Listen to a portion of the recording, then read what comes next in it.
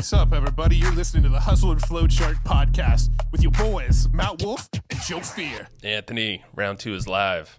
How you round doing, two. my friend? Yeah. What was that? Ooh, that was a good voiceover. You like that? Yeah, that's how I used to do. Round 2, fight, and they go, and we just start. Ding, Who ding, was ding, ding. Who was your character? Man, That was I was Mortal Kombat, right? I was a couple. I liked being like Blanca because he could like do the spin thing, but she always get beat. Chun-Li was dope, bro. She'd just stay when she flip upside down and go chicken fried beef, and she'd like.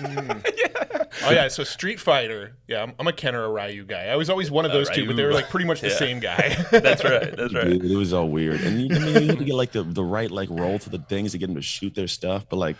You can get the little leg spin pretty quick with her, and then it was good if you got what was it? Was it the guy, the Asian dude who could like do a drop kick and spin kick you? Like you just sit in front of him and just do a spin. I can't think of his name.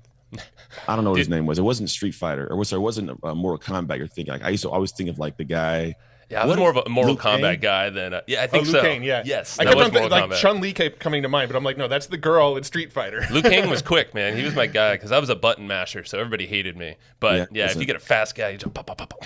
Yeah, or in Street Fighter, you just be the little like beast guy, and then you hang out in the corner and just shock, and then everybody hates you because you can't get close. But yeah, that's right. Blanca, yeah, that's right. That's Come on, the guy dog, you're get just up on talking- game, I cuz. forgot his name. Yeah. I don't even know. They got see? E Honda. A guy. We got a game And the guy with more. the stretchy arms too. That's Yeah. right. I never Stretch I can't think of Armstrong, his right? name. No, He was the Indian guy with the rings on his neck. You know Yeah. what was dope though? Vega was dope. Vega had like the face mask and he just Yeah. the flowers. Oh, the whole the thing. claws. Didn't he have claws too? Yeah, he do. He climb so. he climb the walls and like go to the ceiling, like drop on you and You're like, you're not supposed to do that. That's not part of the fight. Oh man, I forgot about all this stuff. All guy right. was pretty dope too. He used to throw those sonic booms at you. Oh, Guys. yeah, he was like the Marine guy, right? Uh-huh. Or Army guy or something. Yeah, that's cool. all these different identities we're talking about. There you here. go. Yeah, They were all on display in our youth, and look, it. there's all right. So, I don't even know what I did. Like you've had, I don't know how many identities, man. I'm looking at your bio. We talked about your story big time, in the previous episode. Wasn't it maybe last year and a half tops? Mm-hmm. Amazing, and we deep dove on your backstory, and it's crazy all the way from foster kid for a long time, 11 years I think it was, right? Yeah, I mean it's wild. I know the inside of that a little bit on the the parenting side. Did some fostering myself, but you did that. Football, all the way from high school, switched to college, and then NFL, and then another identity shift. Happened there when injury happened. Yeah. Obviously, I'm kind of telling your story a little bit, but the whole thing is like you've had so many different identities like ripped from you. Well, yeah. along this It's whole always path, too. Going through the story. It sounds like that's exactly like what Sounds you just said. like- It sounds like yeah. you kind of started to identify as a person, and then as soon as that identity was sort of solidified, that identity is kind of ripped away, and then you had to go and reinvent yourself, and that's kind of seemed like a recurring theme for a while in your life. So That's at least our perspective, but I want to hand that to you. Yeah. In everybody's life, though, I think we all have those moments. Yeah. No matter who you are, like I may have had it start earlier and have it be a little funkier, but the reality is we've all done that, and it's not usually been reflected upon, and it was done unintentionally. But yeah, I've navigated a whole bunch of weird stuff, dude. There's a quote that I love, and it says, "A smooth sea makes not a skilled sailor." And I might have said it in the last podcast. It's a great possibility because I have no idea what the hell I said back then. but I believe heavily that at the end of the day, we are all given different rough seas. And if you can navigate them earlier in life, it makes it easier later in life because you understand how to navigate them. And it's better that way because you have way more responsibilities as you're older than when you're younger. So like when you shut down as an adult, like you got a wife and kids and bills to pay, like, ain't nobody care, man. Work harder. When you're a kid, it's like, all right, go to your room and cry a little bit. You'll be fine. Yeah, man. Well, you showed up in my life when it got pretty rough for me. I lost my dad to suicide, and I think it was right around the time or right after, and you and I hopped on a call and just gave me some of your story, and your family story as well.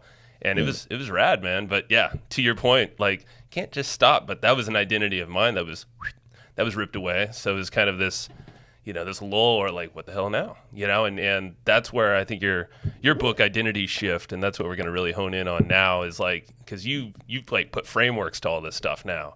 This didn't exist, in the last episode where it was a lot more of your story and we're talking mindset and all these experiences. Now like it'd be cool to get into some of the practicalness, and then people can kind of take away and see where they're at right now. It's funny, as that stuff existed back then. We just didn't talk about it. There's an interesting dynamic to my life where when we get on, there's two sides. I can go left brain, which is I'll talk about all the stuff, which is they're going to be a great benefit to it. But then I have so much of a story that people want to go right brain with it, which is it's totally fine. But it becomes like, what meal do we serve? Like, I'm really good at spaghetti and really good at hamburger. You know, like, what do we mean? So like, yeah, majority of people are like, do I want to just hear your story? Yeah. And so telling the story is definitively of value to people, I find. But there is a depth of like, all right, now past the story, here's how you take it and use it. Yeah, man. So I guess for folks who did not listen to the first episode, is there a way you can maybe summarize the story, your story, in a way where like you're hitting the main points? I was kind of alluding to some of them, and then we can kind of get into what identity shifting is and how folks can kind of apply this to themselves. My immediate thought is to do something like jokey, because I'm a happy fun. I'm gonna get moved. I was gonna be like, I am dope, and then leave it at that. But you are. That's cool. I'm being facetious, man. I'm totally playing around. No, we all need to have that. I think football teaches you to have that for sports I played, but not enough people can actually be like, no, I'm dope, man. Like, I'm not dope, meaning you're not dope. I'm just dope, and I like me, and that's something you have to build into. It took a lot of time, but I also realize if I'm gonna be a guy talking and sharing things, I better have that in me, because if not, then it's like I'm doing what I'm doing, hoping to get the thing to make me feel like I'm good. And it's like, that's not the place to start. Like, be good, then go talk to people. Anyway, so we're going on a tangent. Bring it all back now. You hear? So when I grew up, I was given away to foster care, had a really tough upbringing, had a lot of different situations from, different abuse and stuff, growing up poor in an all white family, a lot of things where I didn't quite know who I was identity wise, did get adopted, tried my hand at sports, was horrible at it, got really good out of the blue from doing a whole bunch of crazy work, ended up earning a college football scholarship, was homecoming king, was with my high school sweetheart, all those amazing things, went to college, had a kid with my high school sweetheart my sophomore year of college, met my real dad, still became a great dad, and then progressed to 2 years later, ended up in the NFL, playing in this amazing level of sports, best in the world. Really, really difficult two and a half years-ish where I was there trying to figure it all out. And then I ended up tearing my shoulder, ended my season, ended my career, came home at a massive identity crisis, didn't know who I was, had 2 more kids, marriage fell apart, business was tanking. I wasn't a good father. Like, everything sucked. I was getting out of shape. I didn't like myself, had a massive crisis, got suicidal at one point, and then found a way to climb, but more so just to survive for a lot of years until, unfortunately, my adoptive mom passed away, which really triggered me to start figuring out, how do I do better in life? And in that trajectory, it took me 2 years to finally hit a switch of like, do you got to do something? And I started doing things. The things that I did took me from a place of living in a 500 square foot studio apartment with my kids on an air mattress, not loving myself, to where I now been on American Ninja Warrior TV shows. I've been on Mental Samurai. I've traveled the world and spoke on stages. I write books. My marriage got back together after 3 years divorce. I now have an amazing family, an amazing marriage, and I get to do cool things. And what I did in that window that took me from a place of sucking as a human, in my opinion, and not even liking myself, to what I'm blessed to do now is everything that I put inside this book right here. There it is. That was amazing. I feel like you've told that story before. Last time it took an hour. That time it took 2 minutes. Maybe. Years ago when I started, speaking, because the thing is you got to have enough care for the people you're going to talk to understand how to actually, because part of what I do is I want to get into your head and heart. I have to get there. If I can't get there, I can't actually make the impact I want.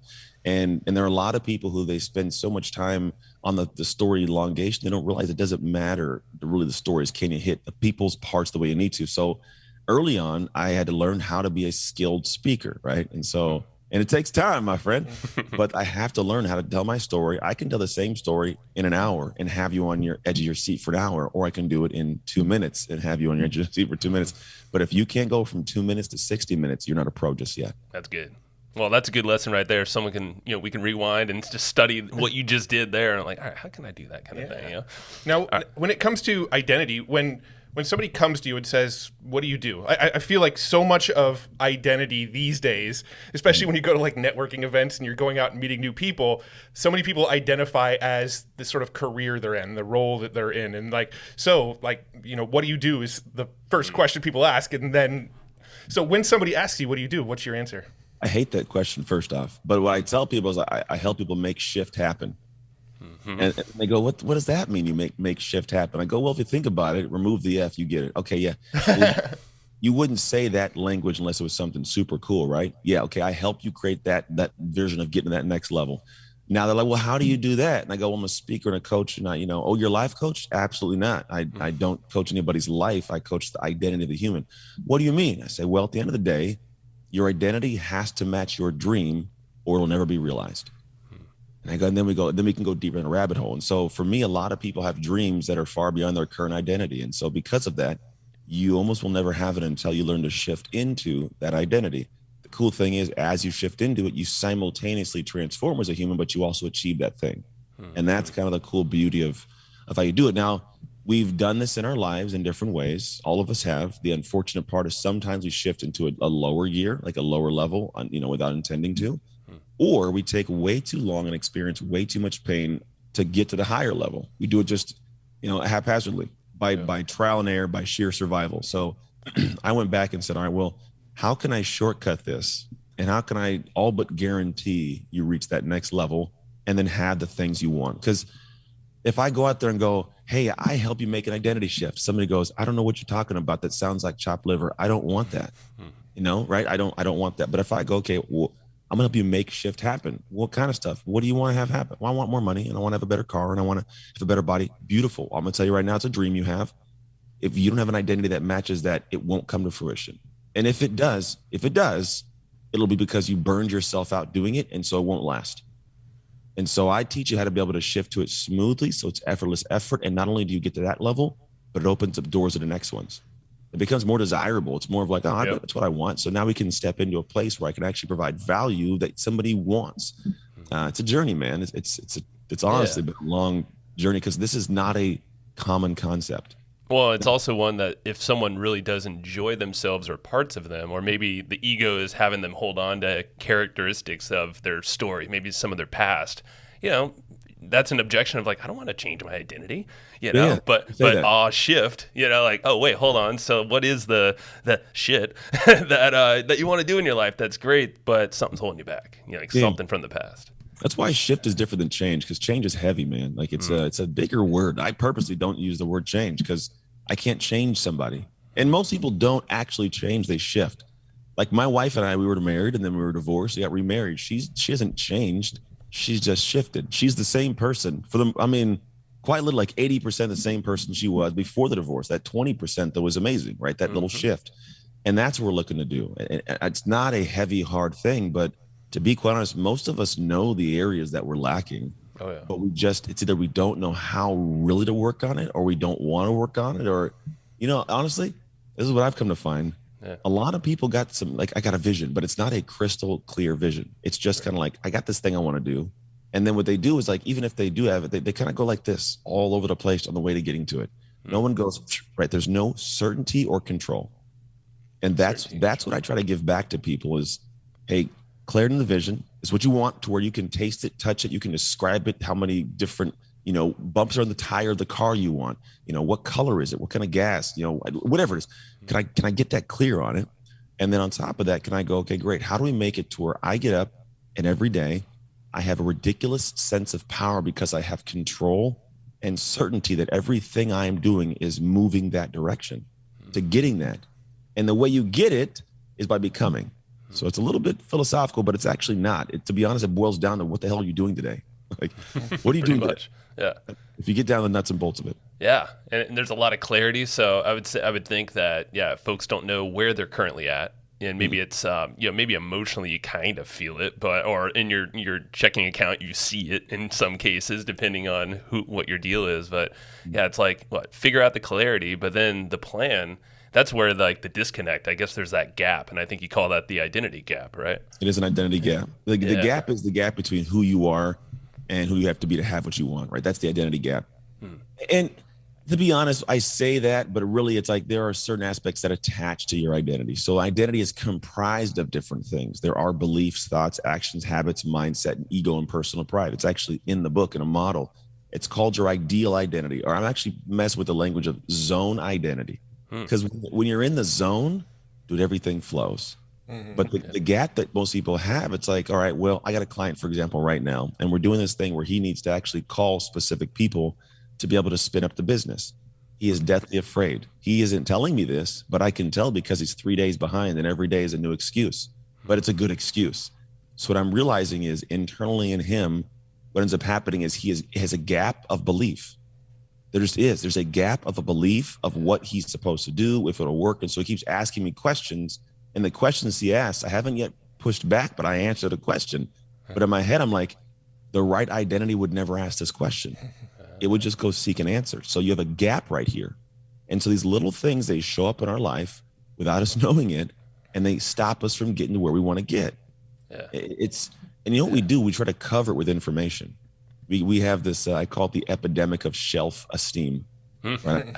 I get stuff. I get you. I read the books. I watch the things. I hire the coaches. I go to summit. Whenever I hear somebody say, I've invested $16,000, $20,000 into my education and I have nothing to show for it, I go, okay, well, let's go ahead and figure out why, because you got the information, right? Do you know what to do? Well, yeah. I said, have you done it? No. Well, why not? And then you get a laundry list of excuses. And I go, hold on, pause. So you're telling me you just need more information. You don't need an identity shift. No. I work hard. Okay, great. Well, tell me this. What is it? The excuse? Okay. The person who has what you're telling me you want, would they make that same excuse? And the answer is no. In fact, the thing you're giving as an excuse, it wouldn't even cross their mind. It would be, like there are things doesn't exist. Yeah. It wouldn't exist. It would seriously, it's level so high above, it would pass underneath like a thief in the night. Like, but you're over here saying whatever the excuse might be, like my kids will do things. And I'll just, for example, like my son, he's got his car and like his car light's on and he doesn't fix it. And his excuse is, well, the battery's dying and this is going on, and the light's there. And I'm like, so why is it not getting done? I'm busy. And I go, okay, well, do you know how? Well, no. I seriously let it ride like that? Yeah. I go, well, for me, the moment it came on, it wouldn't even be a question. I would just fix it. I would just fix it. But that's who I am. He's not that guy. But for him, he doesn't understand the separation. It's like, it's who I am to do it. Therefore, I wouldn't even contemplate walking back into my house with the light on. I'd figure out why the light's on, So there's these separations. And so the thing that's stopping somebody, the other person doesn't even compute. That doesn't compute that's your excuse. Yeah. And what happens is the most prevalent way to have it show up is you always hear people say, get around bigger rooms, bigger thinkers, bigger da-da-da-da, right? Mm-hmm. And the reason it's important is because it's like stepping in from like the blazing Florida heat into the air conditioning. Mm-hmm. You feel the temperature change. Yeah. You start to hear they speak, how they talk, and it unsettles you without saying a word. It unsettles you. You're like, this is way out of my normals. I don't know. It feels different. And that, quite honestly, is how it should feel when you step to that next stage.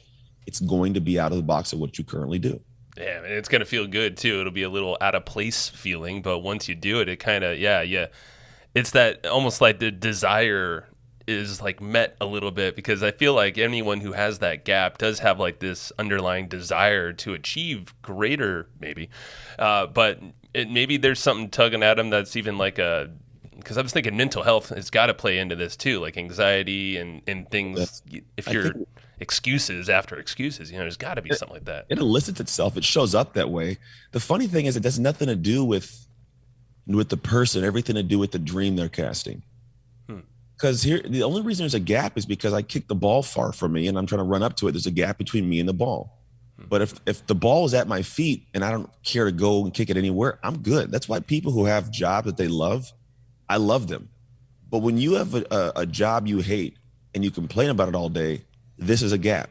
Because now you want something farther away and you have a gap between you and that thing and you don't want to get it. So it does get to the point you're talking about. And I think it's okay for people not to have to stress out and freak out. And it shouldn't be this debilitating, stressful thing.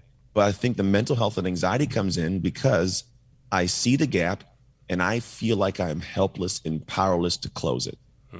And then we spin up. We hate ourselves. Everything sucks. I have crappy colored filter of my way I see the world. It all is horrible because I'm helpless. And the thing is like, no, you're not in any way. In fact, everything you want is attainable, but not the way that you're staying as a person or the things you are doing.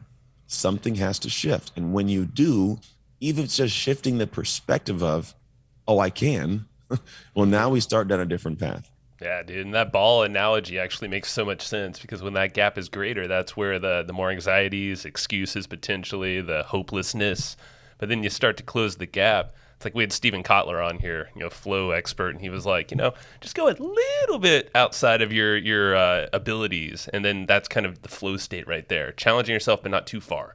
Yeah. And that gap isn't too wide then, but it's a good thing. True that. Dig that. Not what you got. Yeah, one of the things I actually wanted to talk about too. This was on so you have Off Shift. What's the other podcast? You have one that's like a solo podcast as well. It's called the Shift Starter Daily. I might change the name, but I probably won't. But yeah, it's the Shift Starter because I want people to start shift, man. I want people that are like shift starters in the world. Like, go do stuff, create things. Yeah, I love that. And I was listening to one of your episodes this morning, and it was all about coaching your kids.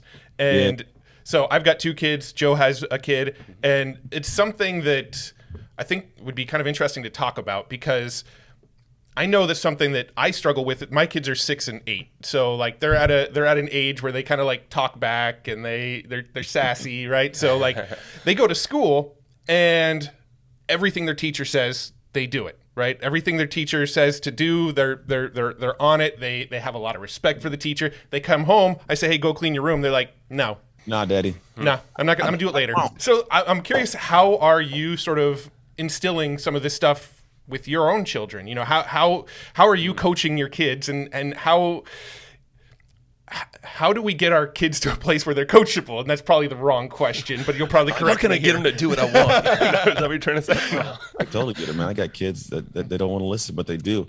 I find that there are ways we got to look at kids, and we got to find a way to tuck into a space. This is all humans, right? Kids are just little humans with bad processing. So the way I look at it is, first off, we cannot want more for someone than they want for themselves. So when I look at things that I want my kids to do, I don't say, how do I get them to do it? I say, how do I get them to want it?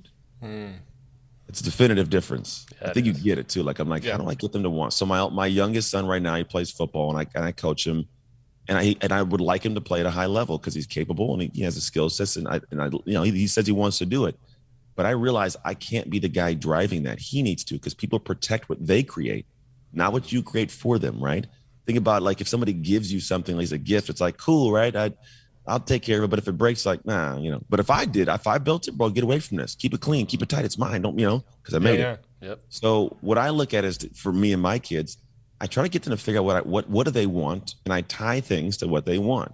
Now, parents do it in the wrong way. Like, you want to play video games? You better go outside and clean every piece of poop outside from the dog. You better, lick the cat's face because it licked your face. Yeah, I'm kidding. Why not? But the idea is, like, you do have to get to the point of realizing, all right, cool, there's some things I got kids to do. And so what I look at is, that's the first piece of it. Second piece of it is, when I want kids to go and anybody to be inspired at a higher level, I got to introduce them to people outside of myself that would be able to water the seeds that I plant.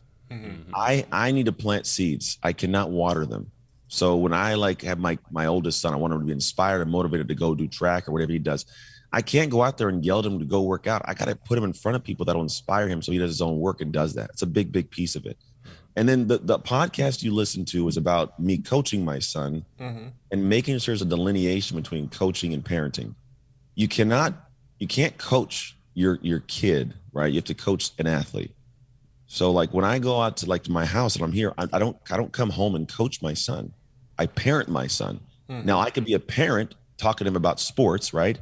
But I am not his coach. Coach stays at the football field.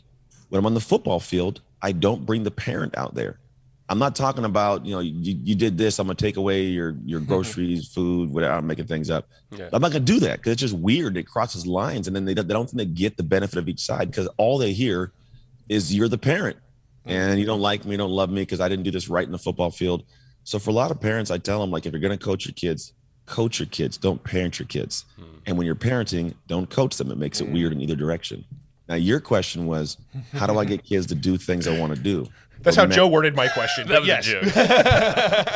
It's a magical question. I don't know if you, to be honest, I think you stay close to them and you talk to them a lot.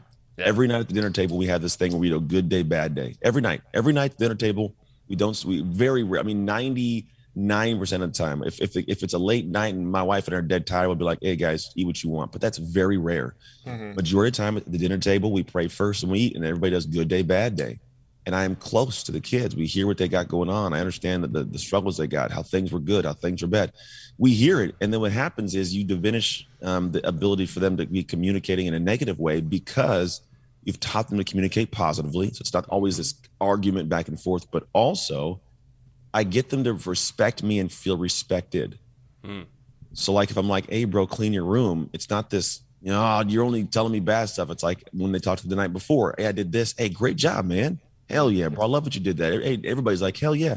So if I'm like, hey, clean your room, man, like it's a little bit easier because we're in a better relationship. Yep. And so they do it and they go, I tell my boys, I'm like, look, your mom's going to come home and freak out.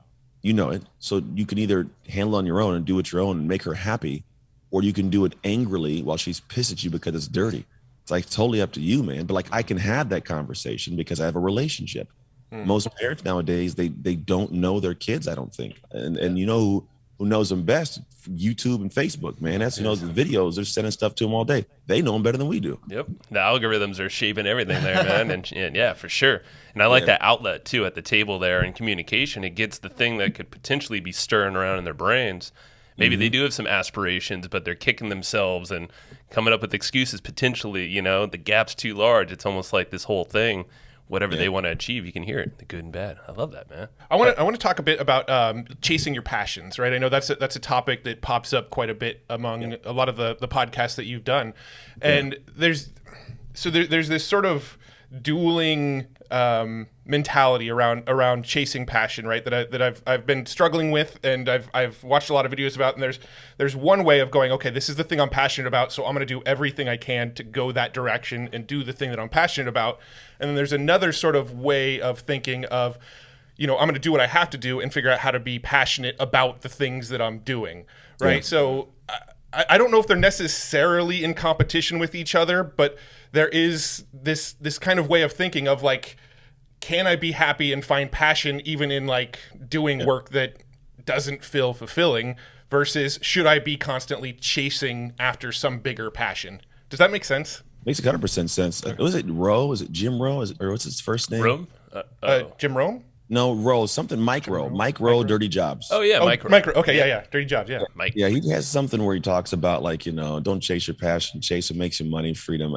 And the one thing I think no one thinks about is we talk about this, either this or this, as if these are the two variables. Right. When the variable is the fact that every single effing human being is a different variable. Like, so it doesn't. Endless, yeah. There is no definitive. That's the sucky part about this. You're asking this, hey, should we do this or should we do this? Well, who the hell is the should? Who is the person? That's where my brain goes as the human. Right. What I do know is we all have different drives, needs, and awards. There's a book by Tamara Lowe written years ago, and she breaks down like certain people's drives, their needs, and what their award system is. What really resonates with me is most people's need for variety or for stability. Mm-hmm. Now, I'm a variety human. I do not do well with stability. It's weird. I think it's not that I like stability, but I get unsettled quickly because I'm like, I need something to spark my interest, right? So my wife's stability, she needs to know what's coming in, how it's working. I don't care. I need variety. If you told me, hey, I'm going to have you do the same thing for the next 18 years, but I'm going to pay you millions of dollars, I would throw up in my mouth. And then I would throw it out. Because the thought of it sickens me. But if they said, hey, you're going to you're going to do different things for X amount of years, and you have an opportunity to make X millions of dollars, let's do it, bro. Yeah. Let's do it. I'm going to live life. That's me, though. And now for somebody, that makes them want to throw up, right? So what I look at is chasing passions. It's got to be different based on the human. The human that needs variety, I think you need to have the stability to be able to have variety. Yeah. So I need to have something that feeds me, that clothes me, that houses me, so I can actually go and have variety. So I think that person's better suited as do something that you don't absolutely loathe. Do something that you can do, right? You may not love it, do something. But what you need to do is in the other time when you're chasing your passion, make sure you're chasing a passion that can replace the thing that you loathe. Because if I can find the way to go do this thing, play with this thing, we're good, we can replace it. So now it gets to the point of I think you can actually chase a passion and not have to feel like you're completely getting drained and you're having your soul just diminished because you're doing something you hate. That's where that little caveat. The person that's a stability human, I need things not to change. I don't think that person, really, in my opinion, the people I know, they're not even worried about passion. It's very interesting. Yeah. My wife, she's like, work is work. That's what it is. She's like, she can't even understand how my brain works sometimes. Like, how did you do that? You just want to do it. I'm like, it's who I am. No, work is just work. I'm like, no, it's not for me. Mm-hmm. But she's my best friend in the world. He's stability human. He tells me, he's like, I'm gonna do the same thing for the next 17 years of my life. The thought of it makes every part of my cells want to scream and cry. It's so weird to me. But Yeah. that's his piece, right? And so both of them, they're not worried about passion. If anything, they have hobbies that they're passionate about. They're not worried about living in a passionate place every single day. That's too much energy for them. It's just too much energy. I got to do my thing, right? Whereas for me, I need to have passion. And if I can chase it, it makes me a better friend to them, a better husband to them. But I do have to have a small focus on stability that provides that passion. And now, after doing years of things that I had to do here, like I'm in an amazing place internally where like my passion creates my stability. Dude, it's what you said there makes so much sense with stability and the go side of it. I mean, that it's got to be a spectrum too, because yeah, because I could see it. Like you said, your wife. I'm like, my wife is definitely more stable oriented. Yeah. Well, I think you but every relationship or business relationship, I know you're more stability and In some aspects, yeah. that's why I think it's a spectrum there. And I'm more like on your side, Anthony. You know, I'm more the like, ooh, all right, you know. But it's interesting how you got to have both. You know, Yeah, it's a nice I little really balance. do feel like it circles all the way back around to the identity and who you identify as. I mean, I think we all know some people like this. Joe and I have specific friends that I can think of that are like mechanics specifically, and they've been mechanics for the last 25 years, and they do that every day. They're fine doing that every day, and they live for the weekend. Saturday and Sunday, I get to go out on my dune buggies. I get to go, that's when we go and have fun. But Monday through Friday, that's for doing the work that pays the bills, that makes the weekends worth it. And that to me just never clicked. I'm just like, I don't get that. Like, why not just have fun all the time, including while you're making the money? Like, how do you figure that part out? There's no answer, and you can't convince the other person. I've tried this. You're talking about how I live my life, and in my opinion, my personal opinion, people who work to go party, I think that they live in disarray much longer than those who find a passion and do what they do. Here's why. Whenever you spend the majority of your days sitting at an office desk or something that you hate, some people sit there and love it. I love those people that love it. Some people hate it though. They're waiting for the weekend. When they get there and they go off the hinges, bro. They're pounding drinks and going crazy. They're doing. They need to create that dramatic energy, and they do create it. And usually it's not a healthy energy because it's thrown out, just with haphazardly. There's no angle. It's like a shotgun, right? And then there's me, and what I do is so their on time is boring, so their off time is crazy.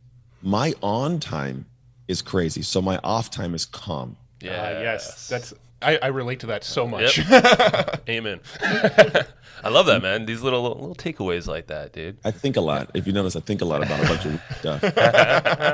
You want to hear another one? Yeah, please. It's gonna be a question. Do you guys have a battery drawer at your house or anywhere? I in your do. home? Yeah. Yes, of course. This is those of you guys listening. This is not an attack on you, but please listen. So when I start with something like that, you guys are like, "What's he gonna say right now?" Yeah. Where's this going? Yeah. So I started like questioning. I started like in my head, I'm like, in my life, I've had a lot of chaos. And in that chaos, I had so much chaos that there was no way in the world that I could get to the point of having so much peace that the next thing on my docket list was I want to have a drawer with batteries. Right? So what I've noticed in my life, the most successful people I've met have a battery drawer. Because think about how many problems that you have to have overcome and then just don't exist in your life for the next problem to be, I should probably have batteries for something I need in a year, just ready to go. Yeah, man. Like, so we got that in our office. We literally I have a battery drawer at home, and we have a battery drawer in our studio here. That's hilarious. Well, I think, if you're in a studio, we do electronic stuff, so we need it, right? But even before that, I started like having a battery drawer because I don't need batteries for what I do. Well, like at home life, you know. I got watch batteries, 9 volts, weird things. I'm like, that's a cool one. Maybe I'll need that. Like that was my day, and I was like, I'm gonna just get hella batteries. and I found that like people who are in chaos, they don't have battery drawers. Now you might have a person that just happens to have it because mom and dad always did. It's a habit. But the majority of people I've asked, like they don't know I'm asking or why I'm asking. But if I notice they're in chaos, I'll like plug it in. Like, hey, do you happen to have like a battery drawer? No, why would I have that? I don't know. I was trying to see if maybe you had. I need to, I'll just make something up. Yep. but they don't have a battery drawer. And I'm like, see, interesting. it's kind of getting Well, this it's just you weird. got it. Yeah, you're taking like early actions to prevent like future chaos, and most people I don't think are in that thinking of like this could be an issue later, so let's just solve it before it's an issue. There's too much current chaos. That's the thing is that there's such a level of chaos. And the thing is, I think we need to have those stages. We all will have a stage of unsettled and chaos where like I'm worried about the bills and doing this and going here to where a battery drawer wouldn't even cross my mind. But at a certain time in my life, I was so at peace and things are moving so smooth.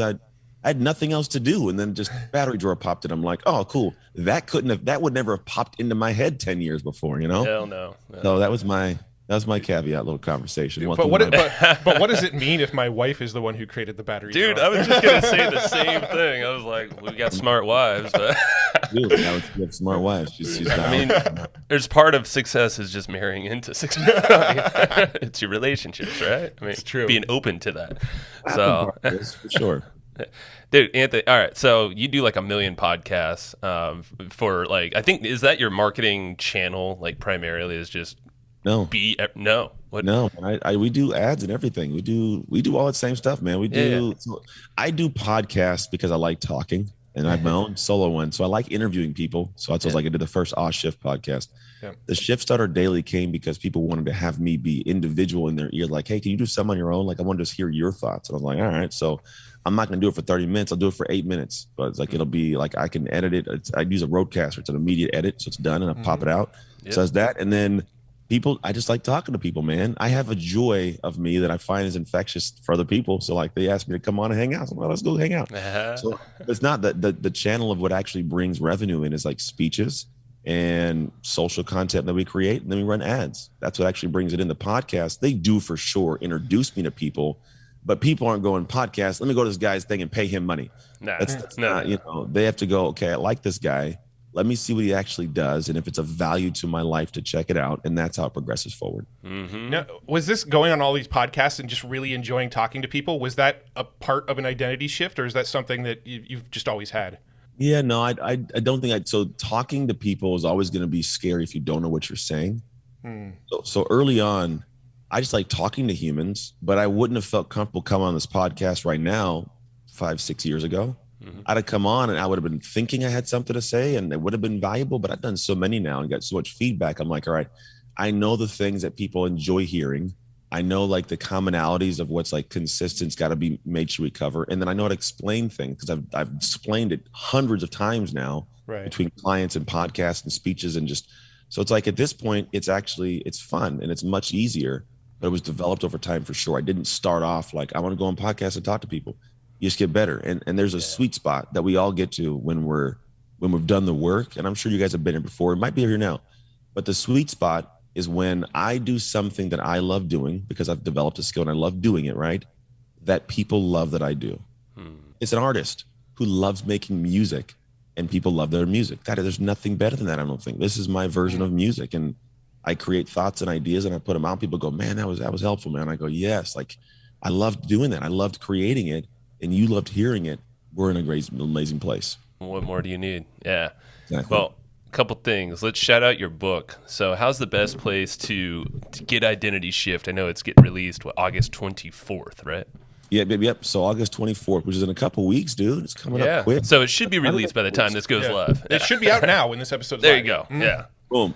Go find it. We're talking from the past. You're in the future. You know what it's like out there. No, it'll be released August 24th.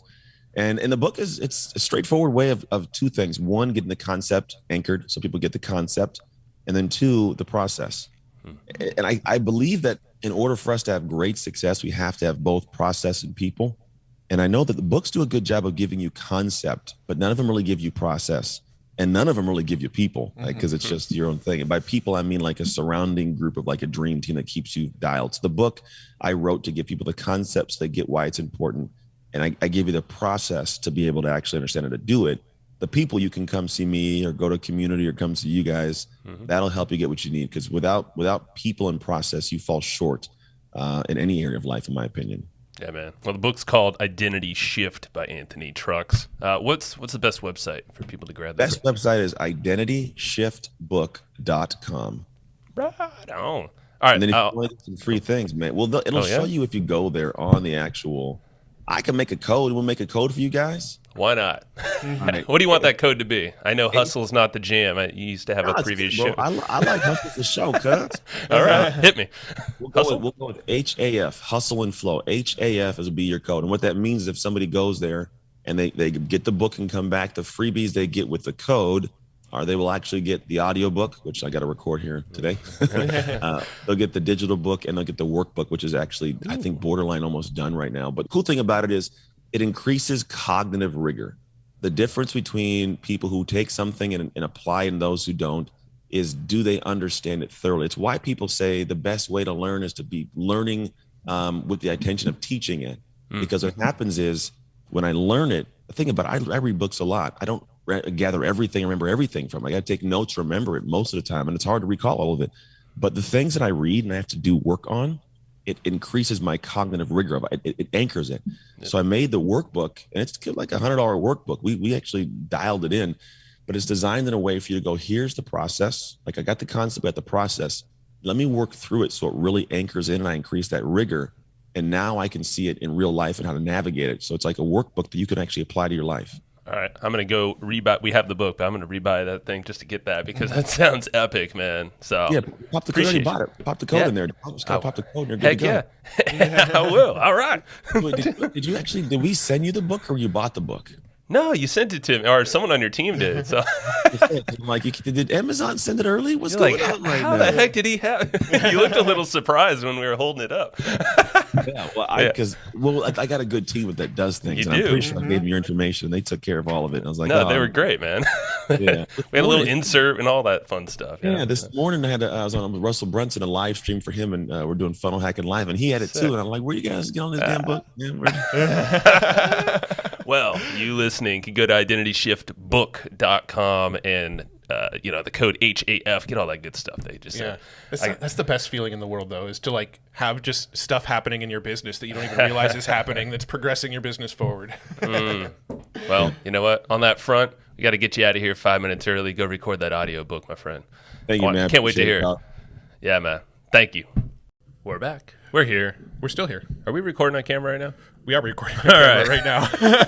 Never know what we're doing. Yeah, well, I think I don't know if we did it on our last episodes or not, but we decided we were going to start recording our outros. And I think we did on our last actual interview. I think we did one, and that's probably why it hasn't sunk into my noggin yet. Yeah, I think the last episode we recorded before this one was Joe Sanok, which came out last week. And I'm pretty sure we did an outro video for that one, too. We did. Might That's as well, right. Like more stuff that people can see on YouTube. Like what if like we're recording one of these outros and Joe's shirt just like flies off. Wow. And is this something you want to will happen? And it turns out he's like wearing nipple clamps or something. And we're like, I wish we had that on video. Well, now we will. I kind of want to make that happen. Not with the clamps, though. No. Band-Aids. Band-Aids. Yeah, Band-Aids over the nipples. like why? Yeah. Funny story. I did run a marathon one time. With nipple clamps? No. But you put Band-Aids on your nipples, right? Well, you know what happens when you run a marathon and you don't have Band-Aids on your nipples? Chafing. Blood on the outside of the shirt. It's not a fun sight. But if you go to any marathon or even half marathon. So you can breastfeed a vampire. Oh, God. And I have been a vampire before in that sense. The breastfeeding part of it. I did not. I was the one dishing out the. Gotcha. This is weird. Okay, yeah. I don't know where you're going with this. Well, I don't know where. What was the breastfeeding vampire? Yeah, because your nipples were bleeding. Jesus, why are we talking about my nipples so much? This is because weird. I don't know. Because you brought up. It's like it's an obvious because they're there.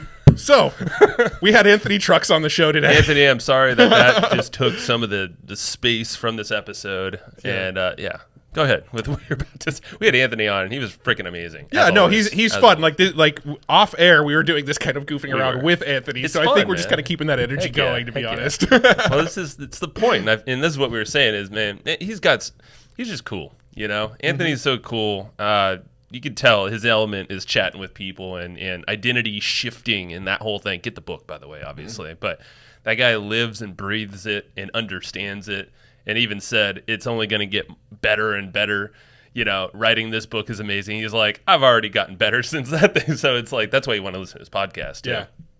Both of them, because I mean, Well, his energy is just rad. Not his Aw Shift. Aw Shift is the interview show. The other one was What the Shift, right? No, Shift Starter. Shift Starter. Okay, that's his podcast. He said he may or may not change it. He said he probably won't actually. Yeah. But Shift Starter are little like between 3 and 7 minute like quick hits. He said no more than 8 minutes. Yeah, the one I think I listened to 2 or 3 of them in preparation for this recording, and the 3 that I listened to all fell at about 7-ish minutes. So that's all the preparation you gave to Anthony, huh? Just That was it? 2 mini episodes. You're like, cool, I'm good. That was part of the I'm preparation joking. show. I'm being facetious. You were here when we were doing we do the research together we these days. We have a nice doc in front of us that we don't always talk about or make obvious. Yeah. But yeah, I mean, this was a great episode. We wanted to bring him back, not only because he has this new book, Identity Shift, which you definitely want to get, and he's hooking you up, identityshiftbook.com. Don't know if that's in focus or not. Code word HAF to get all the string of bonuses that he talked about. I don't remember them, but one of them was a workbook that's like... And the audiobook. And the audiobook, that's right, and he's actively recording that right now. Yeah. He had to finish the call to go record the audiobook. Yeah. We gave him a little bit extra time, but get it. Get it. IdentityShiftBook.com, code HAF. That should work, and that gets released on the 24th of August, which... we said on the show this will be out when the book will be out by the time this episode comes out, but actually the book still has a few days before it comes out. Yeah. So, but I think you could probably pre-order it. Yeah, pre-order. Whatever it is, but go IdentityShiftBook.com. Use that code word. Go get hooked up. Get that workbook thing. I got to rebuy it. Yeah, I want that workbook. Yeah. So after this episode, this is one of those episodes where we recorded it, and full transparency. We finished recording it about almost an hour ago, right? So we got off this call, and then you and I kind of got into some like deep discussions, and then we went, we need to go record an outro before we lose all these things we're discussing about this episode. It's a great sign of a impactful episode, and it's timely in many ways. We don't need to go on all those ways, personal, business. If there's more than that, I know there's more than that, but like it's a good thing when we pace around in our office. We have this big empty office. When we pace, or if I pace around a lot, and you're usually on the couch, it's like I'm chilling. That's what Matt does. I'm the pacer. He's the one that's just like, what do you move? Joe's pacing around talking, and I'm like sitting there snoring, and then it'd be like, what do you think? I'm like, what? Can you say it again? I dozed off a little bit. No, that's not. No, yeah, but that's a good sign when I'm the pacer and you're the couch lounger. That means that there's typically a good conversation happening, and that's exactly what just happened. Yeah. So now we're back. So let's talk about this. Yeah. So like one of the things we were talking about was Anthony brought up this point about how there's like people who want a lot of variation in life, and there's people that just kind of want like. Stability. That's the word. I was going to say monotony, but I'm like that kind of puts a negative spin on it. It's not monotony. It's just stability. Yeah, wasn't it the doer, right? Or a variety. That's what he was saying. Yeah, variety and stability. Yeah, variety and stability. Yeah, and so we sort of related in the fact that like I'm a little bit more craving the variety all the time. My wife's a little bit more stability. Same with you. You're a little more variety. Your wife's stability. Sounded like the same with Anthony as well. And then we started kind of riffing on like even in our own business. Like I might be a little bit more on the like seek stability side, and you might be on the more seek variety side. But I was kind of arguing the point that I think I'm like extreme on the variety side. Yeah, but like, you're masked. Yeah, well, somehow the thing is, like, I feel like I want something different every day. If every day starts to feel the same, like I'm showing up and we're doing the same thing, and every day starts to feel like monotony, then like I just get burnt out. I start hating what I'm doing. I start. You and I will be on like 2-hour-long conversations, going, "How do we mix this up? I'm so sick of this." And usually it's like, "What are we doing with? Yeah, like, what are we doing with our lives and our business?" Like, and like, got to burn everything to the ground and rebuild it because that's what we like. But when you look at for me. I really, really, really just want something different every day, and that is the reason I create so many systems, right? And so, like, when we spin it all the way back to, like, the systematization thing, like, the reason I blow through emails first thing in the morning and just clear them out so I don't think about them the rest of the day, like, the reason I have just, like, checklist after checklist that I'm like, sticking with every day, and I've got all these automations running that just kind of do the parts and pieces for me, I'm doing that because I want that stuff out of my brain so that I can create the variety every day. It's a deep thing, and it's not always obvious. At least, because I'm the one where we talked about this, where I'm not naturally inclined to. I desire the systems and all that, but I've never been wired to really like do that and think them through. But now I am. Like it's like hitting me square in the face all the time. So it's and luckily I have someone to kind of lean on a little bit in the business. Well, I feel like the systems are the facilitators of the variety. Yeah, and I think that's super cool, and that's probably why there's a relationship thing. Like if that's probably the commonality. I don't know. There's got to be something there where one person is more inclined for variety, like the natural tendency, with no seeking of the stability. But there's and then the married, like a wife, like for us, our wives, and 3 wives collectively, I guess we'll say, is like kind of all share the more stability part of the spectrum. Yeah, because I know it's got to be a spectrum. We talked about that.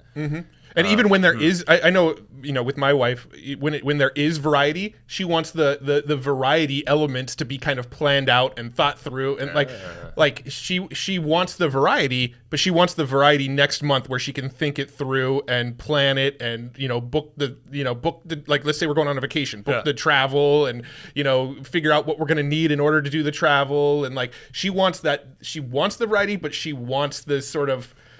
She wants to still know what the hell she's gonna do. Yeah, even though there's variety. Where I feel like you and I are more on this end of the spectrum where like we almost sort of crave the chaos a little bit. A little bit. Like we almost kind of like I don't know what's gonna happen today. I'm coming into the office. I don't know what's gonna happen. I don't know what conversation we're gonna have.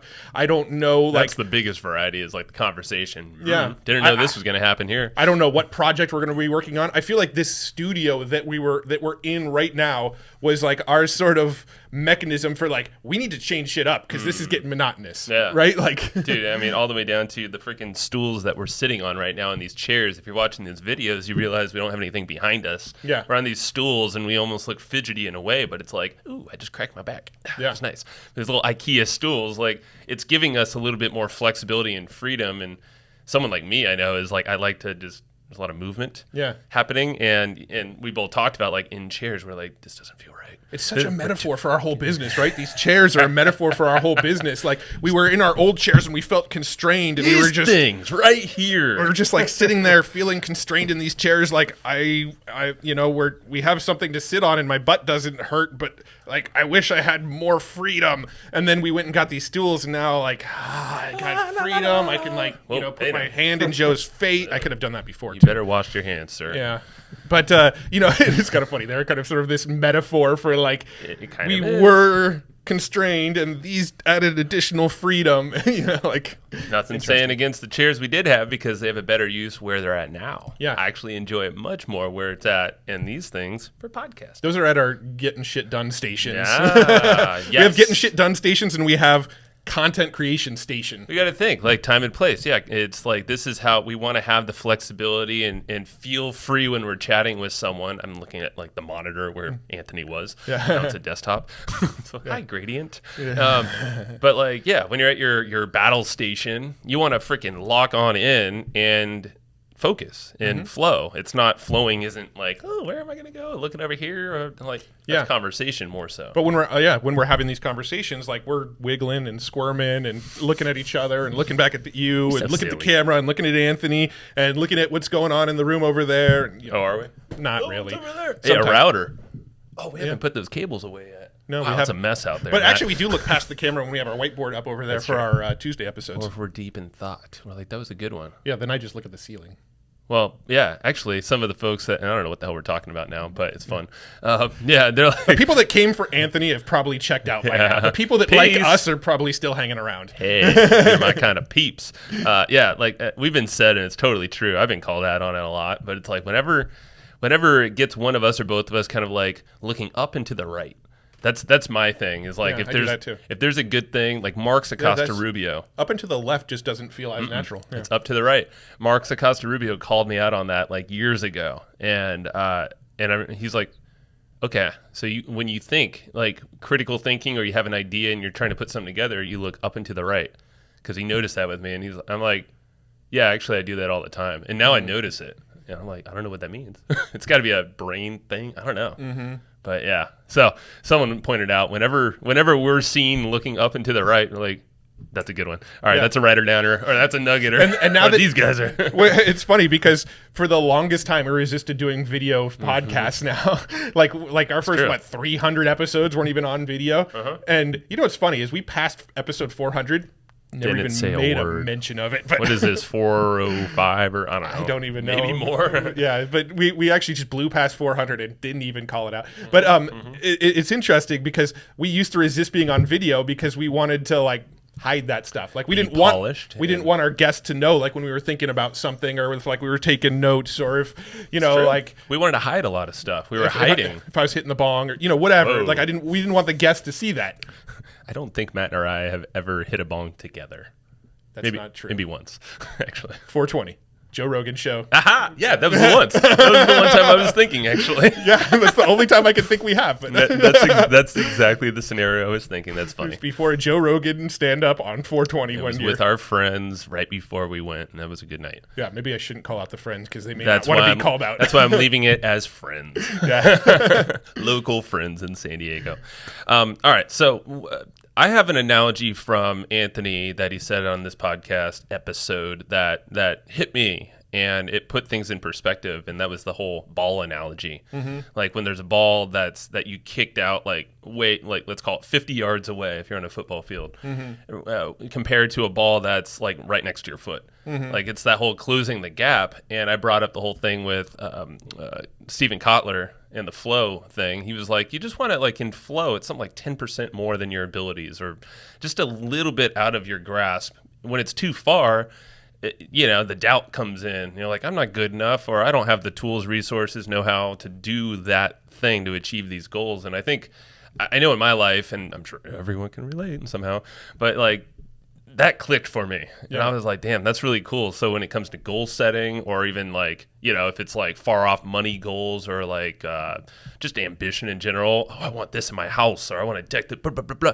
It almost like if you build too grand of a vision and feel like you can get there, like, I'm going to get there like next year or this year. 6 months. Give it 6 months. I'm going to sprint. I'm like, but how the like, maybe you can. Cool. But like, I know I've gotten myself in mental trouble. And I know you've heard me where sometimes I'll like, what the fuck? I got too much to do. I'm like, yeah, because I put the ball way too far out there. Yeah. And like that thing needs to be a little bit closer, and then, bridge the gap is a lot easier. Well, I feel like there's an additional analogy, and I don't know if Anthony Trucks agrees with this, like add on to his analogy, but like, in his analogy specifically, he was talking about people that consume. I listen to the podcast. I watch the videos. I've read all the books. Like, it's BS. I'm not successful yet, right? But did you take any action off of what you learned? No, right? So, like, the ball is sitting right there. You're just not kicking it. And That's so, another like, way. Yeah. like, the analogy that I was going to tack on to what he was saying is, like, the more you consume, the heavier that ball becomes,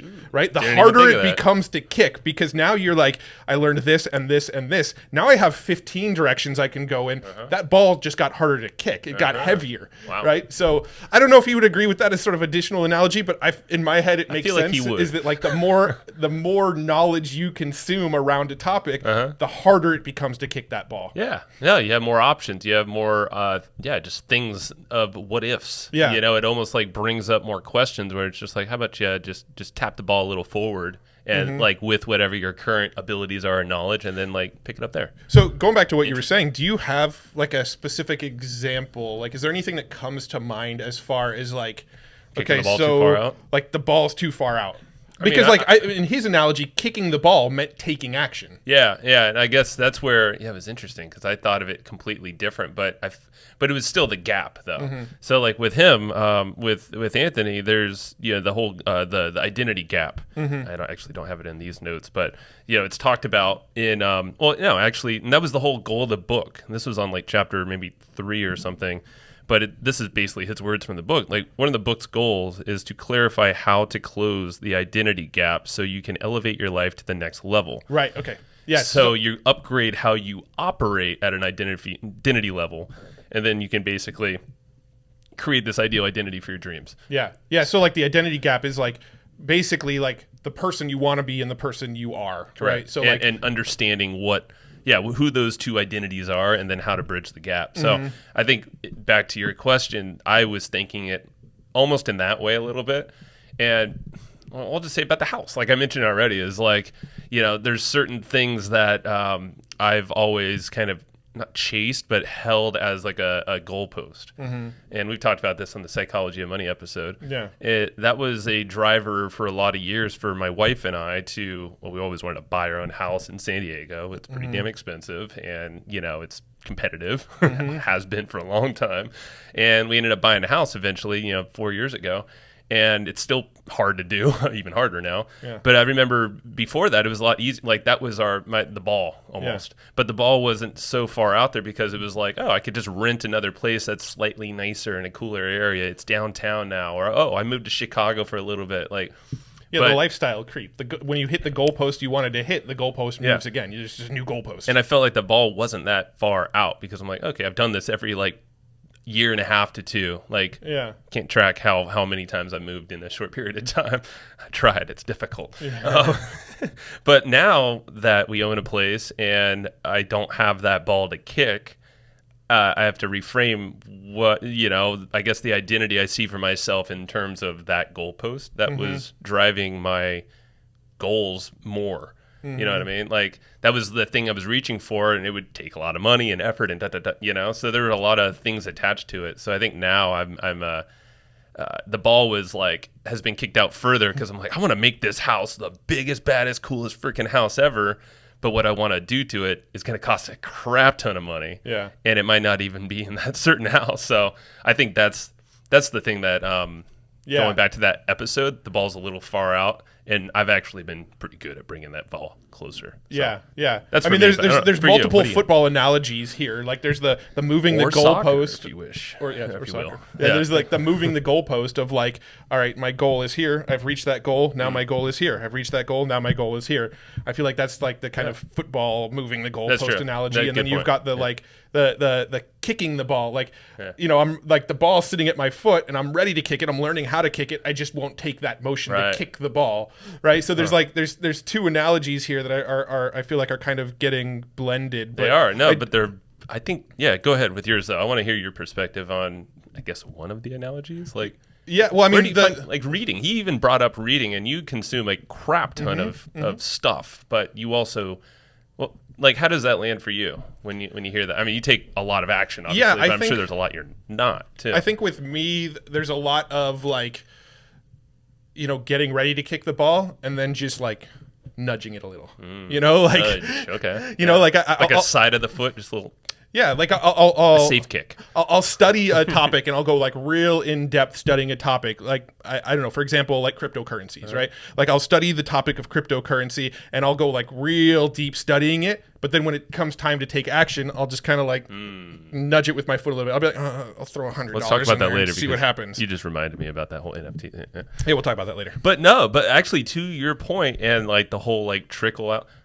Dollar cost averaging, investing that way. So, and I know that's what you do already. Yeah. So maybe you just bump that up and you keep the nudge, or you keep nudging it, but the level of your nudging increase. If I'm not giving you advice, but I think in terms of investing, that's actually a really good approach. Yeah, and that's actually what I'm doing is I'm just kind of nudging it a little bit, every bit. Week but I'm not whatever, I'm not going for a full kick that's going to get it through the goalpost. I'm just kind of let's get it a little closer, let's get it a little closer, let's get it a little closer. The goalpost analogy of the lifestyle creep kind of thing. I want the bigger house, I want the bigger house, I want bigger. I feel like with that kind of thing. I had that too for a while, and then something for whatever clicked in me where I was just kind of I want the goalpost to keep moving, but the goalpost that's moving is up here. It's mental. It's not a physical thing. I want the goalpost to keep moving, and I want to expand, expand my comfort zone. I want to expand my knowledge. I want to learn deeper topics. Coming back to that first question about the Anthony trucks, how did that stuff land for you? Yeah. I feel like my passion is learning. So every time I'm sitting around reading, watching YouTube videos, listening to podcasts and learning, I am just actively engaging in my passion. You know, and that's kind of like my perspective on it. But I think there's a lot of people that are consuming because they want to get to a new point in life, but they're never taking the action to get to a new point in life. It's like I'm tactics, consuming right? as a passion. Yeah, and when you consume, is it tactics or more strategies, philosophical things, or perspectives? It's a little of everything, to be honest. Yeah. I mean, like, you've seen the types of books I read. Like right now I'm reading a book about investigative journalism. I've read books about how to be a better storyteller. Like I've got a crap ton of books about being a better storyteller. I don't feel very confident as a storyteller, so I read books where I feel like it's something that I do as part of what I do for a living, right? Yeah. We talk stories and stuff on our podcast all the time. So let's read stuff. Get better at that. Like I probably am a lot better at it now than I was 10 years ago. I just don't realize it because I'm that little baby that I see every day and I don't notice the change. Well, you've been nudging your way forward, and I don't think that's a bad thing. That's exactly what I think we've done a lot with our business and all that. But that's I like that. That's cool perspective, and thank you for sharing. Yeah, and I mean, to be honest, my perspective on it might change a year from now. But that's the Can I even trust you anymore? That's the beauty of like this sort of like variable thing. Yeah, no, that was another point I was going to make about the whole like house conversation. I think the house conversation is less these days about moving the goalpost and more about wanting some sort of variation from the norm. Yeah. Totally agree with you. Yeah. Like it's almost like you want to have. Well, for me, there's certain things that the goalpost is like. I want to have a badass hot tub on the deck, which I know is going to be a hell of a job to pull off. But that's more than just getting a hot tub for like 4K and throw it in the yard. Like, no, I want to blow the sucker out on the deck. I mean, this is going to be a full thing. It's not. Wants a tunnel from his bedroom so we can just swim into the spa. Even better, I just want to walk right outside my bathroom. Bam, spa. That's a water slide from the spa into the backyard. I'm down for that. I thought about that. Or a zip line. Zip line would be cheaper, but probably not safe. Also a lot more dangerous. Yeah, exactly. Sounds fun. I don't know. Yeah, this is all good, but I like that gap, whatever the hell analogy that meant, or what that meant to there's a lot of meanings. Yeah. It sounded like Anthony had a whole ton of these. He's like, I'm a deep thinker. Yeah. Well, like a little fun thing that you can do, like if you just kind of crave variation, instead of like going and buying a new house every time you're like, this is kind of feeling old. Yeah. Rearrange your shit, right? Yeah, like exactly. Go into your living room and like put your TV on a different wall and rearrange your couch. Go into your master bedroom and put your bed in a different position. Sure. You have that same sort of effect of like, I get variation in my life. 100%. Yeah. Change the pictures on the walls. You know, just rotate one thing from one room to another, paint a wall. You've seen my office. Totally. I call it my man cave now because I don't really do work in it anymore. But like I've got my like man cave. Yeah.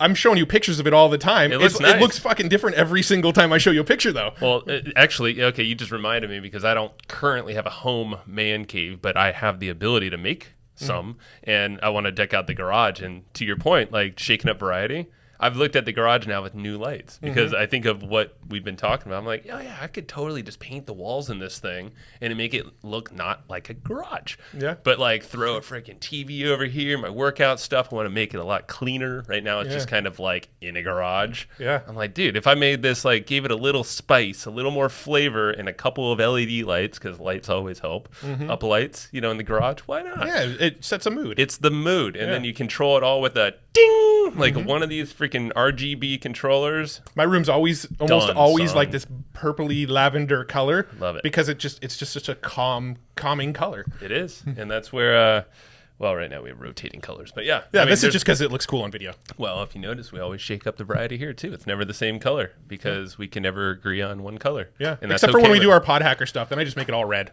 Bright red, blow it up. All right, so let's wrap this up. This is probably one of our longer outros, but I think it was a good discussion. Damn, 26 minutes in. Yeah, it felt great. IdentityShiftBook.com, code word HAF. It gets released on August 24th. We did take flow notes on this one. Flow notes, yeah, we didn't call that out. Over at flowchartgroup.com is where you get those notes for free. And you plug in your email address too, because that's how you get the notes when you were asked. It'll make sense. It'll be when you go to flowchartgroup.com, don't be surprised. It's going to ask you to join a Facebook group. That's how you get the notes. So go do that, flowchartgroup.com, and then easywebinar.com/hustle. So that's a fatty discount for a really good piece of software that's been around for a long time now. Yeah. Nearly 10 years-ish. I don't know. I was working with the guy a long time ago. I know we've known Casey, the founder, for years and years. But Easy Webinar is the webinar focused software. Yeah, it's kind of helps you. It's sell kind of more. funny because it's like, here's the thing: the pitch is in the title. Look, it's. I know. I'm like, you I do don't even know what to webinars, say anymore. I'm like, and it just makes it easy to do webinars. So it's kind of like it's easy as hell. if you've listened to a lot of podcasts, you hear like we've talked about Easy Webinar in almost every episode because he's been graciously sponsoring this show for decades now. I think he might like us. Does he have a man crush? I like it. Maybe. Cool. I like it. So I have a man crush. easywebinar.com/hustle. He's giving you a discount if you go Big to that discount. link because you're a Hustle and Flowchart listener. So go easywebinar.com/hustle. Do it, and please. check that out. It makes webinars easy. Couple other things when you mentioned Podhacker, if you are, I mean, you heard Anthony Trucks talk about the way that he loves podcasting and how he uses it in his business. He has two. Dude's a smart cookie. There's a reason for it. Go to podhacker.com because that is the blueprint on how to think about content in your business. It's actually how we do our business, but that's where you're going to learn how to launch, scale, grow a community, make a ton of money. Well, at least a ton of different ways to make money. Can't And learn from a guarantee ton the of money. experts. It's not just us. Not just us. We give you our blueprint, but we give the blueprints of other people too. And it gave us a cool idea. We're like, you know what? We should go to our friends like Anthony and get like studio tours and some of their perspectives. So expect that because we're on YouTube as well. Yeah. So you can get the training. It's very inexpensive is what we're told. There's even a payment plan. Shh, don't tell anybody. But don't. You just publicly said that. Tell everybody. Yeah. Yeah. And yourself. Why are you trying to keep it quiet? I don't know why. Podhacker.com. Go check it out. And check us out on YouTube. Podhacker. Yeah. It's we don't have a special Podhacker link yet. You have But to you can use go your to fingers. we have to click. hustleandflowchart.tv. Yes, that would be the YouTube for Hustle and Flowchart. Yeah. Yeah. But this is a lot of links for people to remember. I know. We should use QR codes. Yeah, we should use QR codes. Thanks for the idea, Sue. But yeah, go get the flow notes for this episode over at flowchartgroup.com because all of these links we're talking about will probably be in there. Is that a thing? Like we can just like have cue cards of like what if we had print out like cardboard freaking QR codes for certain things like on our desk here and we just held it up for camera? Like could do that. But is you that know going it'd to be a lot screw easier? the YouTube algorithm? It's just overlaying them in post. But I'm saying, yeah, but YouTube is funky with all these different links. And I mean, I'm not an expert on YouTube. No, I'm just saying, like in the video, like if you want a QR code, can't you just have the QR code just Probably. like pop onto the screen, like that you edit it into post? Editing. That's right. Yeah. There's editors. Yeah, you could always edit a QR code in. I so we think don't it'd be cool to have but some holding it cards. up would just look a little more fun. I just don't know if it would scan properly. I don't know. But yeah, thank you, Sue. Great idea. Yeah, you might see us mess with QR codes soon. All right, let's stop rambling because we got more podcasts to record today. Oh my God. Yeah. All right, cool. See you on the flip side. Bye-bye.